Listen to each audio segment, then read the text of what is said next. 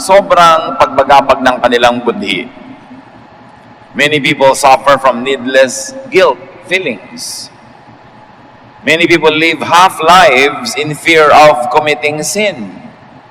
Sa takot na magkasala, sa takot na magkamali, maparusahan, masyadong playing safe sa buhay, marami na tuloy na pwedeng mga kasiyahan at kaligayahang malasap pero hindi nararanasan dahil sobrang takot. Sobrang takot na magkamali. At marami mga tao, they overblame and overcredit the devil. Lagi na lang nandun ang devil, laging devil ang nakakapangyari, nananalo sa kanilang buhay sa tingin nila. But that evil thought in your mind is probably not of the devil and definitely not of God. Marami tayong sobrang ibinibigay na credit sa devil na, ay, pinagawa to sa akin ng devil, ay, kinausap ko ng devil, ay, nanalo ang devil sa buhay ko. Pero madalas, guni-guni lang natin yon. Maraming mga iniisip nating mga kasalanan at kamalian sa ating isip, hindi naman talaga yung devil ang naglalagay, kundi tayo. Well, meron naman talagang devil ang naglalagay. Pero sobrang dami ang pinagbibintangan natin na siyang naglagay, yung pala tayo rin naman ang may likha. James 1:13, don't blame God when you are tempted. God cannot be tempted by evil, and He doesn't use evil to tempt others. Hindi nanunukso ang Diyos at hindi gumagamit ang Diyos ng masama para manukso ng tao. What you call evil thought, pagtatago, pagkukunwari, pagbabalat kayo, at pagbabayad ng kasalanan, na yung dating hindi naman nila iniinda, ngayon iniinda na nila kasi sobra silang tinuruan ng daming konsepto ng kasalanan. Religion has been notorious for making people feel guilty based only on invented teachings or twisted interpretation and application. Kaya pati tuloy ang isinusuot, nagiging kasalanan na kung mali ang suot, haba ng buhok, kinakain, sinasabi, paraan ng pagdarasal, saang direksyon haharap pag nagdarasal. Dumami ng dumami ang mga batas na hindi naman kayang sundin ng mga tao, dumami ng dumami tuloy ang guilt. Kaya mas maraming psychologically disturbed among the religious than among those who are not so religious. Kasi ang mga sobrang religyoso, lalo't na expose sa very conservative and controlling teachings, siyempre sa dami ng mga batas, ang dami nila nabe-break, lagi tuloy silang guilty. Guilt needs forgiveness. Forgiveness empowers the dispenser of the forgiveness. Therefore, guilt of people means power to religious institutions.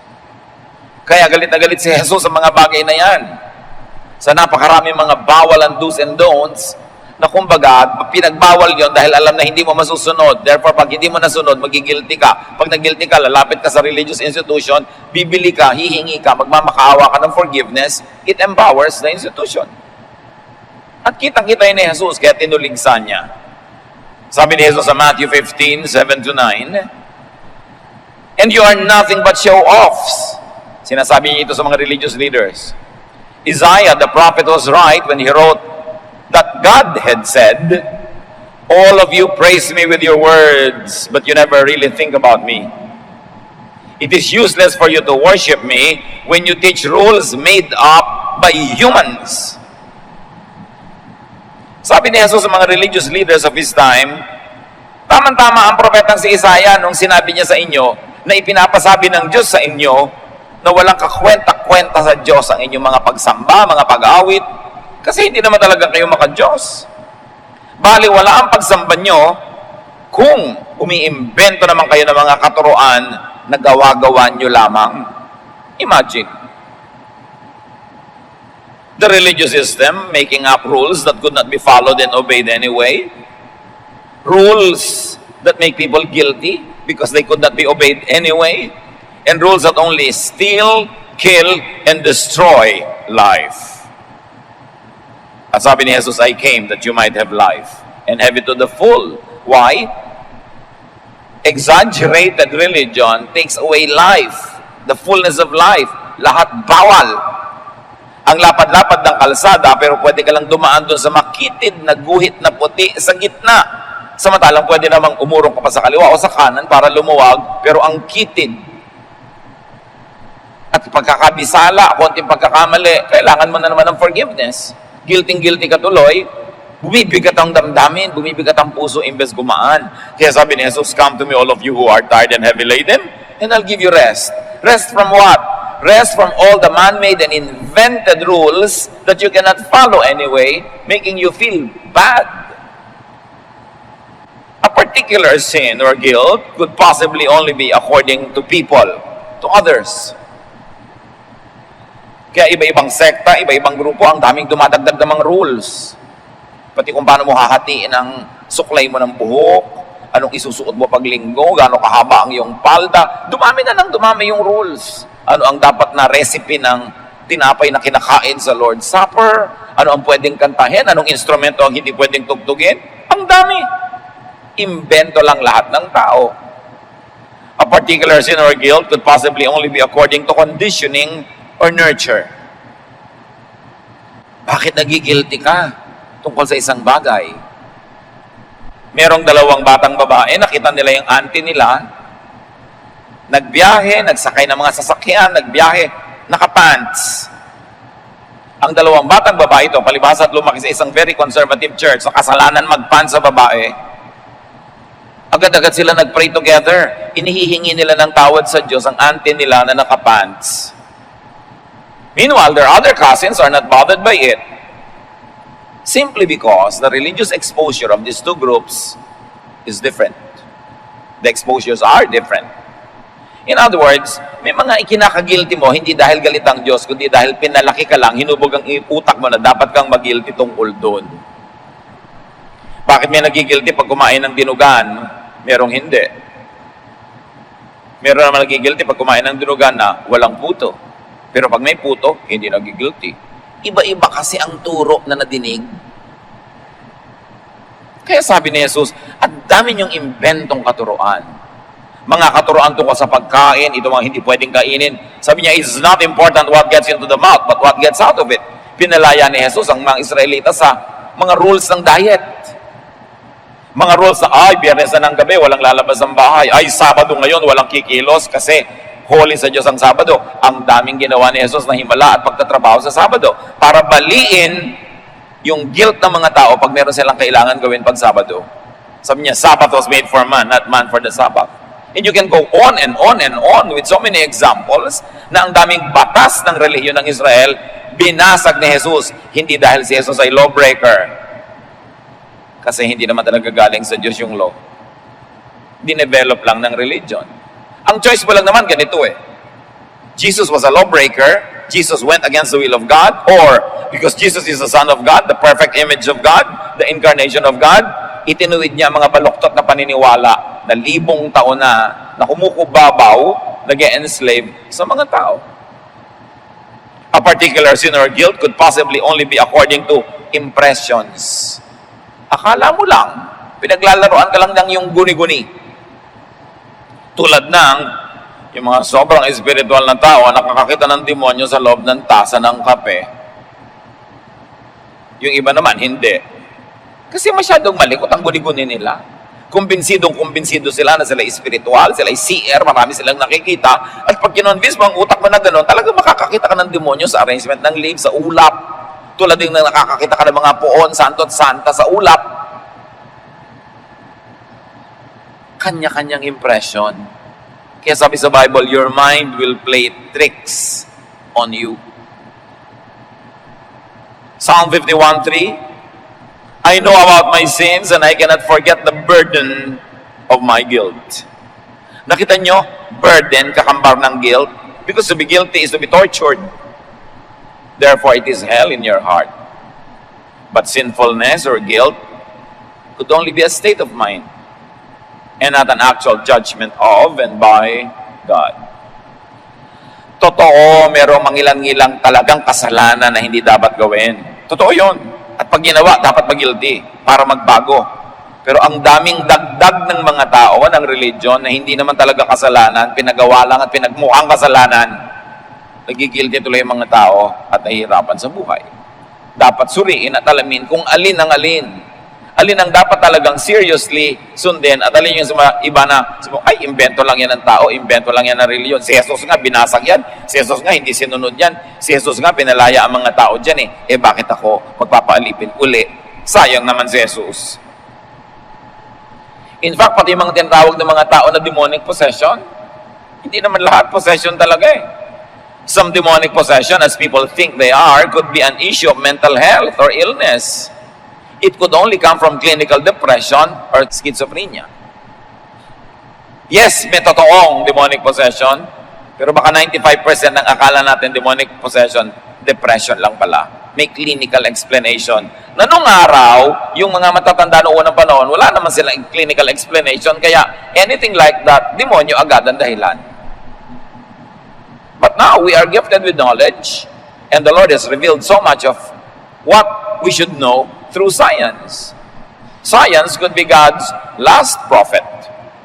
Maraming na ituturo at ang paliwanag ang Diyos sa pamamagitan ng siyensya. At ang siyensya, hindi kalaban ng tunay na pananalig. Sa siyensya, nadidiscover lang natin how things work, but you know that it is God who created things and made things work. So nakikilala natin lalo ang Diyos sa pamamagitan ng siyensya, hindi dapat pagbanggain ng siyensya at pananalig sa tunay na Diyos, paggamat kung minsan ang siyensya at relihiyon, lalo't old-fashioned, ay magkabangga.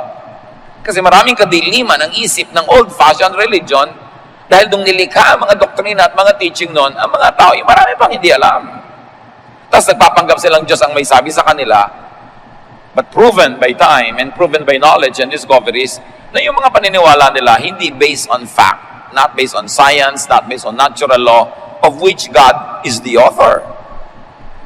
Kaya mahalaga mulat ang isip.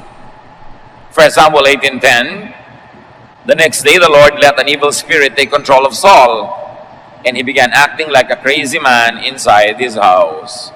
You see, evil spirit and crazy related in the same verse. Kasi marami talagang craziness, akala lang natin evil spirit, akala nung nag-o-observe evil spirit, isusulat niya evil spirit kasi hindi pa niya alam na mayroong such a thing as depression and schizophrenia. Kaya even the terminologies used in ancient times should be reread now in the light of knowledge of science. Hindi masama ang science kasi Diyos ang may likha ng lahat ng natural law. At yung science naman, dinidiscover lang what is natural law. Gravity, force, velocity, quantum physics, the power of light. Lahat yan, Diyos ang may likha. Because everything on earth is the Lord's. All who live in it. Everything was created by God. So sinfulness, especially based on unenlightened teaching, could only be according to one's self-manufactured thought or belief or mind. It could only be according to one's conditioned thought, belief, mind. Bakit naman nung araw sa Old Testament, condition silang mag-isip na entitled ang mga lalaki magkaroon ng maraming asawa, lalo at sila'y mga patriarchs na entitled kahit si Abraham na anak ng kanyang katulong na babae, na entitled si Jacob na magkaroon ng dalawang asawa, etc., etc. Bakit naman biglang sa New Testament, hindi na? Kasi naiiba yung culture, naiiba yung needs, naiiba yung politics, naiiba yung dynamics of family. Because these rules were crafted and developed as civilization developed. Hindi naman como sinabi, 5,000 years ago na ganitong gawin mong pagluluto, ngayon, ganyan pa rin ang gagawin mo kasi na-condition na yung utak mo sa ganung uri ng pagluluto. Dapat nagre-react ka to ever-growing knowledge, to your context, to your needs. Parang yung isang babae na pag nagluluto siya ng isang mahabang pata, leg ng baboy, binabali niya. Kasi tinanong siya, bakit lagi mong binabali yung binibake mo na pata? Ang laki-laki ng oven mo. Sabi naman niya, kasi yan ang kinagisnan ko na ang nanay ko tuwing nagluluto siya ng pata, binabali niya. Yung pala naman, kaya binabali ng nanay niya, ang liit-liit ng oven nila nung araw, hindi kasya. Pero ngayon, laki-laki na ng oven niya, kasya kahit sumuot siya, kasama pa siya. Binabali pa rin niya Kasi nakatali yung utak niya sa isang matandang pag-iisip na ngayon ay pwede nang ibahin kasi lumaki na yung oven niya. At ganon din sa maraming bagay sa ating buhay. Nakatali tayo sa mga matandang pag-iisip. Well, may mga matandang pag-iisip na hanggang yun effective and powerful. Pero maraming hindi na. Dapat mo nang baguhin. Hindi nagbabago ang Diyos, hindi nagbabago ang katotohanan, pero nagbabago yung realidad mo pang araw-araw kung papaano at kung saan gusto ng Diyos na ikaw ay lumaya, magkaroon ng buhay na masagana at masaya. Kaya sabi ni Lord, "Come to me all of you who are tired and heavy laden, and I'll give you rest." Pagod na kayo sa pagsunod sa mga kaugaliang hindi na bagay sa inyong panahon. Condition, nurtured by social mores, religion, and legal structures, many minds are really not free. And because iba-ibang conditioning, kaya iba-ibang kabihasnan, iba-ibang community, iba-ibang lipunan, iba-iba rin ang kinakagilty. Iba-iba kasi ang kultura. So it is possible that you only think and you believe that you sin, but actually you are not sinning. Bago naman tayo agad-agad biglang gawin lahat ang akala natin bawal, suriin muna kasi meron talagang hanggang ngayon hindi dapat gawin. Pero konti na lang yun, pinakonti na ngayon ni Jesus eh. Remember, Israel had 10 commandments and 610 other commandments called mitzvots. Pwede bang dumaan na maghapon na hindi mo ma-break yung isa man lang sa 610? Eh sabi sa Bible, when you obey one and not obey the others, when you obey all and not obey only one commandment, it's as good as not obeying all. So guilty ka araw-araw. Kaya pinagaan ni Jesus ang buhay, konting-konti na lang ang itinira niyang bawal. Tapos maraming mga Kristiyano ngayon, lagi ang isip, bawal yan, bawal yan. Bawal po ba to? Bawal po ba to? Ang laman lagi ng utak nila kung ano yung bawal. Kasi ganun ang korte ng utak nila, kahit panganak kay Jesus na hindi pa lubos na nauunawa ang ginawa ni Jesus sa law at sa mga tao. Sometimes you consider yourself sinful when you break your own belief and thought, when you break what you believe in. But the question is what you believe in really what God wants you to believe in? Or is it there in your mind only because somebody placed it there? Not necessarily God, though sometimes in the name of religion. So may mga guilt na ikaw lang ang may gawa o inilagay lang ng tao sa'yo. Tulad ng may mga babaeng pinalaki ng lola at nanay nila na kailangan babae ka, lagi ka nagsasakripisyo, lagi ikaw huling-huling matulog, lagi ikaw pinakamaagang gumising, dapat lahat, ganyan. Kaya tuloy pag hindi mo nagagawa ngayon na ikaw na ang nanay, ikaw na ang asawa, guilty ka kasi pinalaki ka ng lola mo na dapat ang babae ay super masakripisyo. Ang sinasabi pala ng lola mo noon, yung siya at yung nanay mo na hindi naman sila empleyado noon, nasa bahay maghapon. Pero ikaw, empleyado na rin, katulad na rin ng husband mo, pareho lang kayong umaalis, nagtatrabaho, bumabalik na pagod, tapos gusto mo pa maging superwoman kasi pinalaki ka ng lola mo na ganun dapat. Naiba na ang panahon. Kaya dapat ang tao, tinitingnan, ano bang sasabihin ni Kristo tungkol sa case na to? Dapat ko bang i-guilty to? Dapat ko bang ikagilty na binibili ko na lang na damit, wash and wear, hindi ko na pinaplansya, ikinukula, ina-almirol? Kasi nagtatrabaho din ako sa labas ng bahay. Wala na akong masyadong maraming oras. Pwede ko ba talagang isigang na lang yung bangos, ihulog ko doon sa sabaw at kumulo siya, o kailangan ko pa talaga siyang durugin, tanggalan ng tini, lagyan ng sahog, igisa, at ibalik doon sa balat ng bangos, tahiin, at iprito para relyeno ang bangos. Kasi ako dapat yung perfect mother. Maraming kinakagilty na hindi dapat.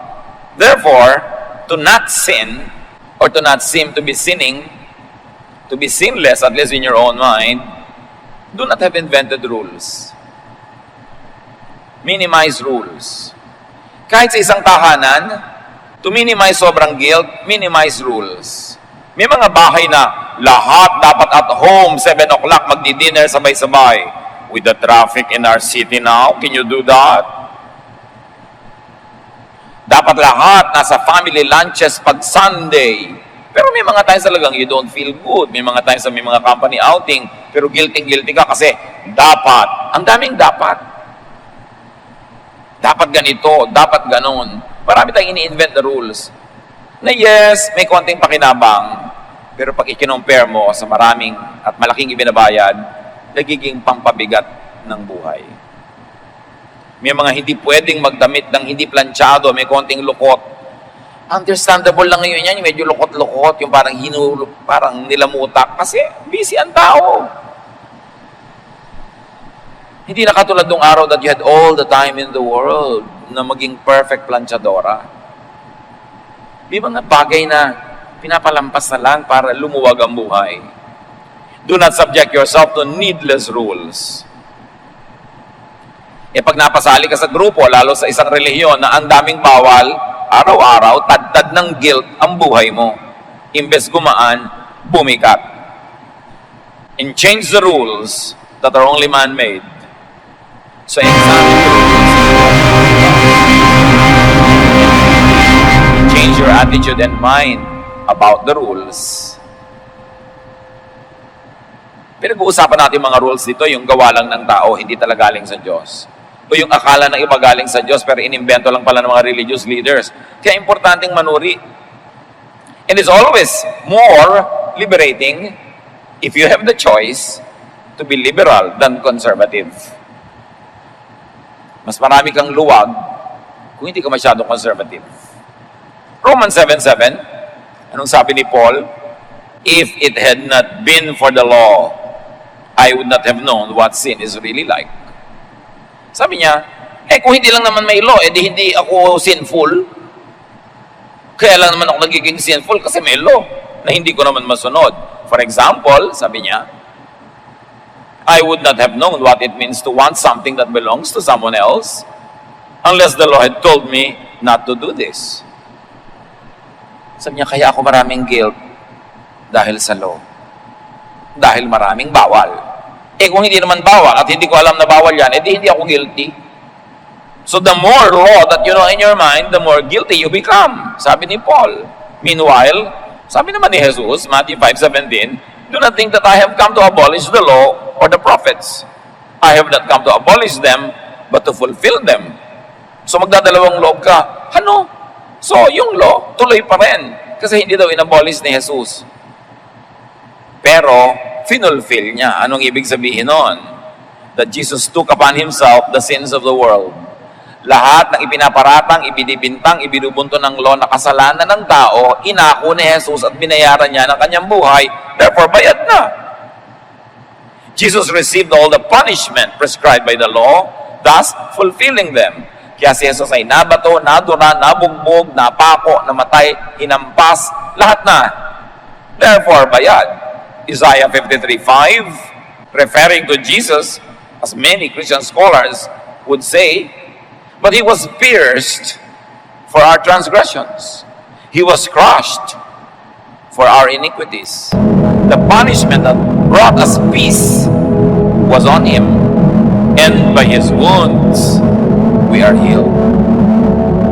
Therefore, lahat ng kasalanan ng humanidad, ng sangkatauhan, in the past, in the present, and in the future, bayad na ni Jesus, who is the Son of God, whose sacrifice is timeless, good for the past, the present, and the future, because in as far as the divine is concerned, there is no past, present, or future. Everything is an ongoing present. So yung ginawa ni Jesus 2,000 years ago is still effective now, and it will be effective forever, because He is the Son of God. And yet, marami mga tao, Kristiyano na, asan pa nila yung krus na kinuha na nga ni Jesus. Iniligtas na ni Jesus, nagbabato pa sa sarili, nagbabato sa kapwa, at nagbabato ng kapwa. Hindi na nga ipinabato ni Jesus yung babae, caught in an act that was considered sinful. Parang walang Jesus, parang walang Savior, parang walang krus, parang walang resurrection. Samantalang sinabi, when Jesus died and resurrected, He completed once for all the payment for all sin. Real sin or imagined sin, all paid for. Romans 3:22, God treats everyone alike. He accepts people only because they have faith in Jesus Christ. Not because they obey laws, but because they have faith in Jesus Christ. Ang ginagawa naman ng iba, parang kulang lang, parang salad. Yes, I will have faith in Jesus Christ that He has paid for all my sins, that He has paid for all the law requires. And at the same time, I will still obey the law. I will still feel guilty when I break it. I will still be enslaved by the law. So magkahalo yung dalawa. Sabi sa Bible, no person who is double-minded will please God. Naniniwala ka either that you are saved by your faith in the perfect work of Christ, or you have to work out your own salvation and obey all the laws, and then you break one, though you break the others, though you obey the others, you are still a sinner. Well, you only have to subscribe to one school of thought. You cannot have both. Which is the confused state of many so-called Christians today. Isang paa nasa law, isang paa nasa grace of God. Kaya lito. But Jesus voided the law and its effect on the world. Pinawalang bisa na ni Jesus ang law, as very dramatically demonstrated by His dealing with the law of the Sabbath, the law of diets, the law governing women's behavior, na hindi sila pwede maging leader, makihapagpilo sa mga lalaki, when God or the Lord Jesus Christ allowed Mary to sit with the men and be trained for leadership. Ang dami ng ginawa ni Jesus sa ganyan. Romans 10:4, sabi ni Paul, "For Christ has brought the law to an end, so that everyone who believes is put right with God." So how are you put right with God? By obeying the law? No, by believing in Jesus. Believing in Jesus is equal to or greater than obeying all the laws. That's why Paul is very clear that it is by grace, not by works, that we are saved. And besides, if you will insist on obeying the law, you will never pass. You will always fail. People are made right not because of their passing grade, which no one can make, but because grading was altogether abolished by Jesus. In other words, pumasa ang buong section, hindi dahil lahat matataas ang grade, kundi dahil inalis ni Jesus ang grading system. Hindi automatic, pasado ang lahat. Sabi sa James 2:10, when you break one of the laws, you break all. At sabi sa Romans 3:10, no one is righteous, not even one. So how can you insist on being guilt-free by obeying the law when no one can be righteous? Because when you break one law, though you obey the others, you are considered as a lawbreaker anyway. Kaya ang solusyon ni Jesus, wala na lang grade, di pasado lahat. Ako na lang ang kukuha ng exam for everybody by proxy, di pasado lahat. Tapos ikaw ngayon, pinipilit mo pang bumalik doon sa examination room, ibabagsak mo din lang naman. Tapos guilty kapag bumabagsak ka. Parang wala kang Jesus, parang wala kang Savior. Galatians 3:24-25, and so the law was in charge of us until Christ came, in order that we might then be put right with God through faith. Yun daw law, may effect lang hanggang dumating si Jesus. Pero nung dumating na si Jesus, yung grace na, yung love of God, the perfect sacrifice of Christ na ang mahalaga para ang tao ay mahalagay sa matuwid na kalagayan in relationship with God. Verse 25, now that the time for faith is here, the law is no longer in charge of us. Pagkatapos, tanong kayo ng tanong, pwede ba akong kumain ng dinugan? Pwede ba akong may gawin pag sabat? Pwede ba akong ganito? Pwede ba akong mag-pants? Pwede ba? Puro law yan eh. Bakit nandiyan pa ang utak ng tao?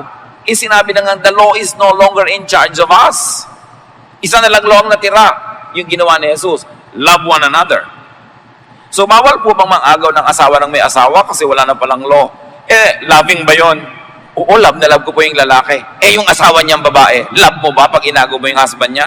Hindi po. Therefore, bawal pa rin agawin yan kasi hindi loving. Pero, pwede ko na po bang paiksi ng buhok ko, kababae kong tao? Pag ba pinaiksi mo yung buhok mo, you hate others? May napapahamak ba? May napapasama? Wala po. Di pwede. Pwede ko bang kalbuhin yung kapwa ko dahil naiinis ako sa buhok niya? Ang ganda-ganda. Loving ba yun? Ako malbo ka ng kapwa? Hindi po. Hindi ka naman barbero. Hindi po. Di bawal pa rin. Kaya yung love, pagamat isang commandment yun, maraming covered. Ang itatanong mo lang lagi, is this loving? Paano yung mga, kung anong kulay ang isusuot mo, di pwede ko na po palang pagpupunta ako sa church, ang isusuot ko na lang, band-aid. O medyo conservative po ako sa lawn pass. Tatapalan ko na lang po ang mga delikadong bahagi na aking katawan. Loving ba yun? Maganda naman po ang katawan ko. Nalito naman lahat ang lalaki tuwing dumadaan ka. Nag-away sila ng mga asawa nila. Loving ba yun? Ay, hindi po pala. Therefore, takpan mo yung katawan mo. Yun ang loving. So, malaki yung ibig sabihin ng love. Hindi naman inalis ni Jesus lahat ang law Pero isang itinira niya. Pero ang dami-daming, wala ka namang nagagawang mali sa kapwa, wala kang inaagawan, wala kang ninanakaw, tapos nag-enjoy ka, tapos magigilty ka. Yun ang sinasabi ni Jesus, be free. Romans 3:28, we see that people are acceptable to God because they have faith and not because they obey the law. Tulad ng prodigal son na tinatawag. Di ba hiningi niya lahat ang pera, mana mula sa tatay niya, naglustay siya, nagpakasarap, nag-enjoy, tapos naghihirap, umuwi. The prodigal son broke the law. But his faith in the Father saved, restored, and uplifted him. Kung susukatin yung prodigal son by the law, guilty. Hiningi ang mana niya, nagwala pa sa oras, naglustay, nagpakasarap, nagpakalayaw-layaw. Pero hindi yun ang mahalaga Ang mahalaga, naniniwala siya na mabait ang tatay niya, tatanggapin siya. So umuwi siya, tinanggap nga siya. Inungkat ba ng tatay kahit any of the laws? Hindi. Kasi naniniwala yung tao na yung tatay niya mabait, tatanggapin siya kahit katulong na lang. Pero tatanggapin siya. At ang umiral, yung love of the Father, not the law. And that Father in the story of Jesus, of the prodigal son and the Father, is really about our Father in heaven. Pag umuwi ka, bumabalik ka sa Diyos, hindi niya inuungkat anong law ang binrake mo, ano dapat ang parusa niya. No, umuwi ka, naniniwala kang mahal ka niya, tinatanggap ka niya. Tulad ng unconditional love ng Father of the so-called prodigal son. Malinaw kay Jesus, there is no more law except one, which is love. John 13:34, a new command I give you. New ibig sabihin, it replaces all the old laws. All the old commands is replaced by this one solitary, singular, powerful command. A new command I give you, love one another. As I have loved you, so you must love one another. Nakita natin yan sa prodigal son's father. Siya yung model. He never invoked nor applied the law to his erring but returning son. Instead, he applied the law of love. So the new question now is, anong verse ang nagbabawal niyan? Bawal ba yan? Ang question now is it loving? Versus, is it lawful, religious, or legal? No, that's already outmoded. The question now is it loving? And if it's not loving, it doesn't mean you cannot do it. You have to ask a second question.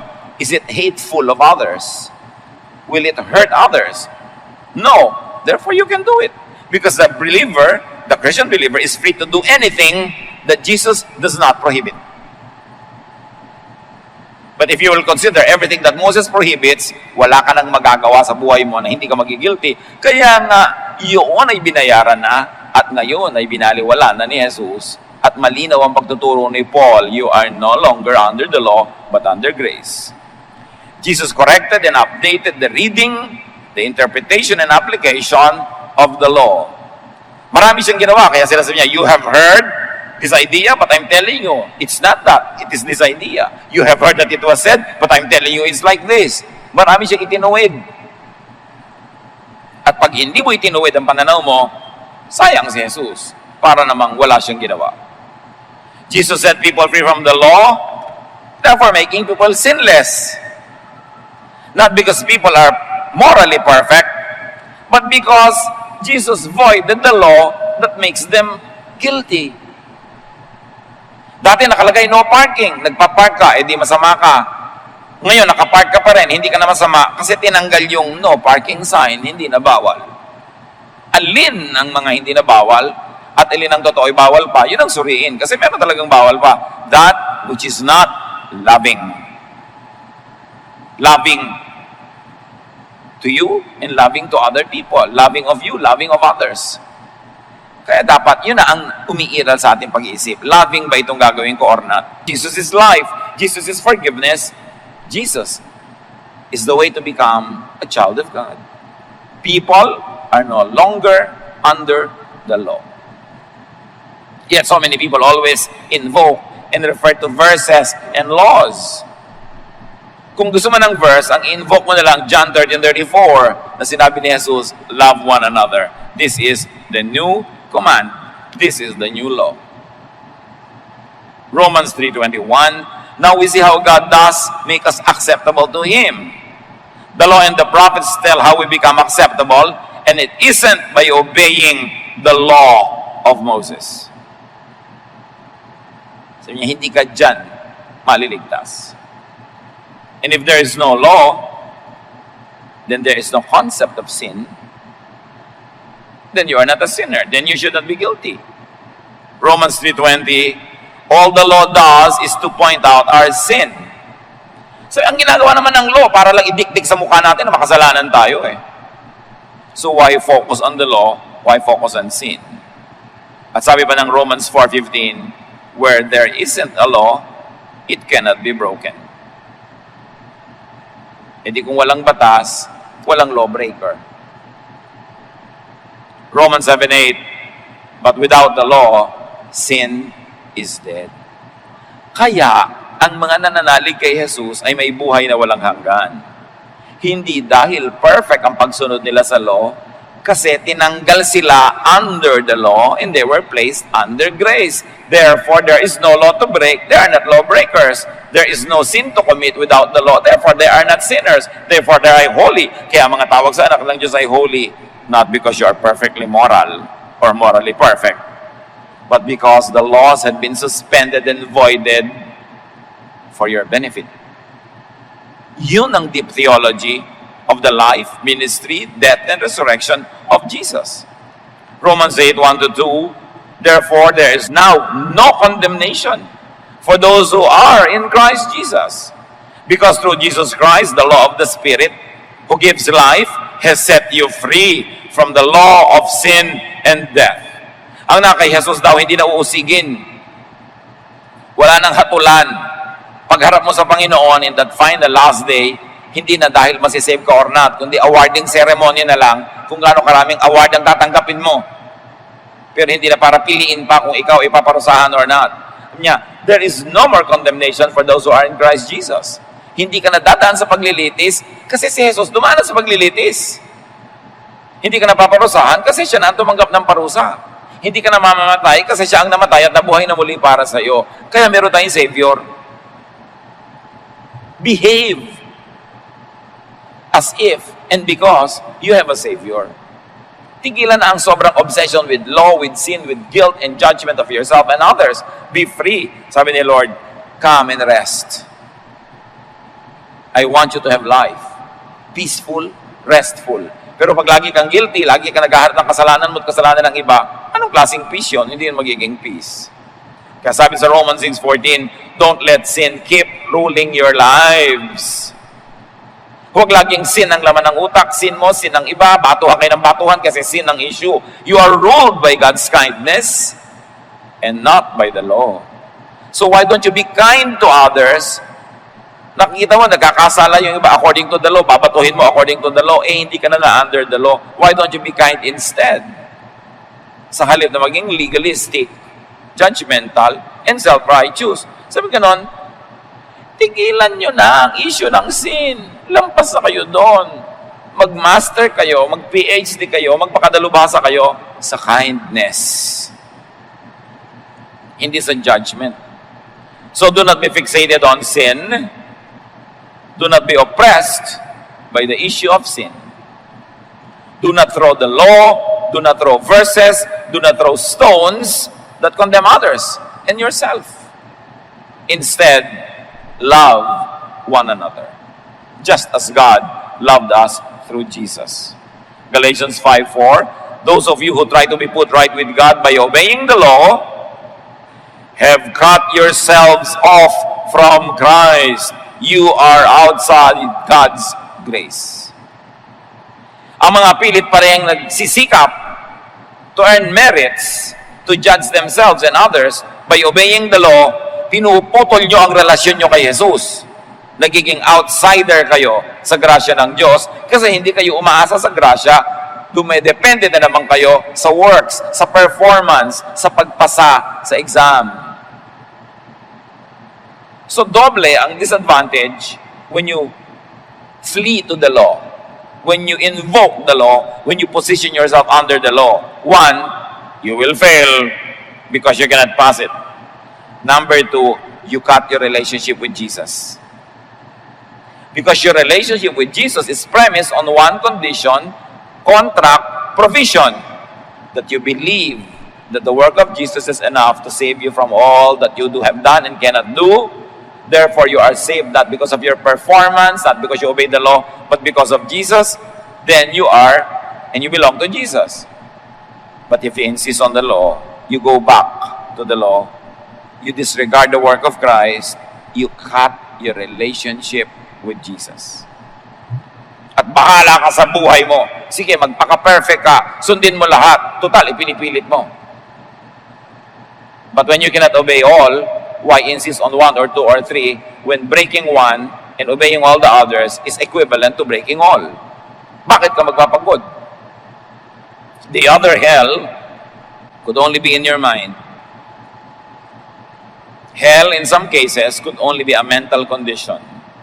At pag nabubuhay ka sa guilt, sa takot, hell yon.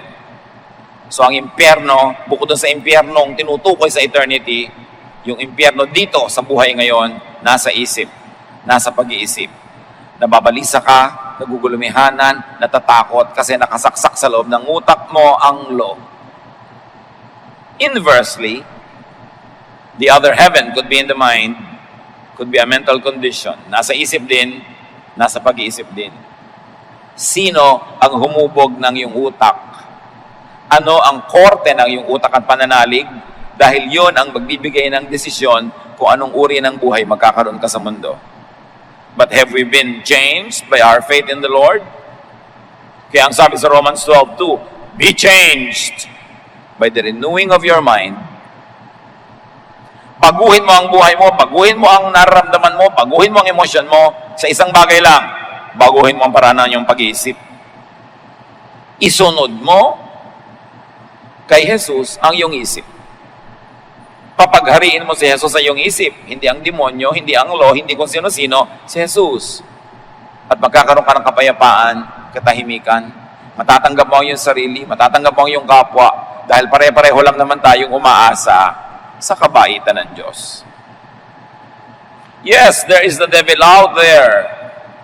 But most of the time, the devil is in your mind. Ang araw-araw ay bumabagabag sa inyo. Marami mga young people, lalo't nag-church, tapos may mga ibang sources of knowledge.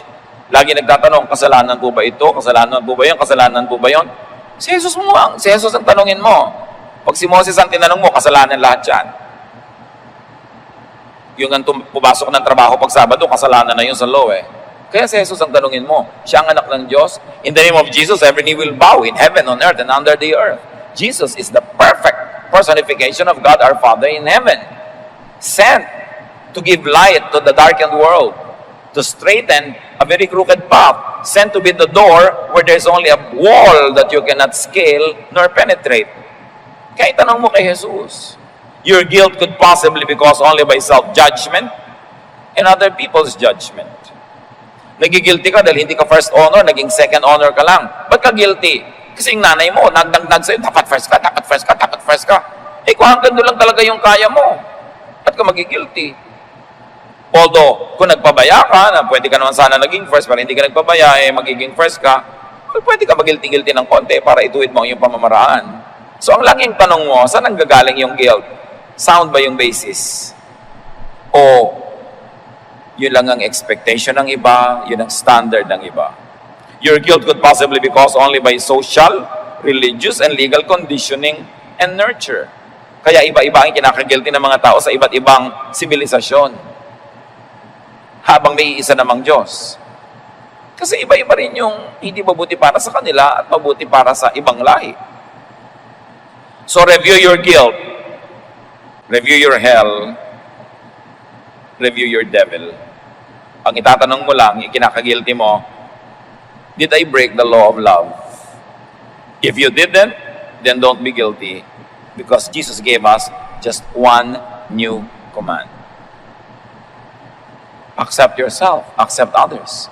Live at peace with yourself, even with what many people call imperfection or wrong, as long as you pass the love test of Jesus and rest in Jesus. Drive your devil, your hell, and your guilt away. Sabi sa James 4:7, resist the devil, and he will flee from you. Apply it to guilt. Resist your guilt. Drive your guilt away, and it will go away if the guilt is not really based on breaking the law of Jesus. Resist self-manufactured guilt, and it will go away. Your devil, your hell, your guilt is removed forever by Jesus. Jesus paid the legal punishment, and Jesus changed the law, the rule, setting you free from condemnation and guilt. Some basic real sins still are effective. Many of our guilt, much of our guilt, is not really premised on the Jesus truth, but only on religious conditioning because of the law. Be free in the Lord. Although it doesn't mean complete freedom for everything, we are free as long as we are loving. John 8:36, so if the Son sets you free, you will be free indeed. Be thankful for, enjoy your freedom in Jesus, and let others enjoy their freedom as well.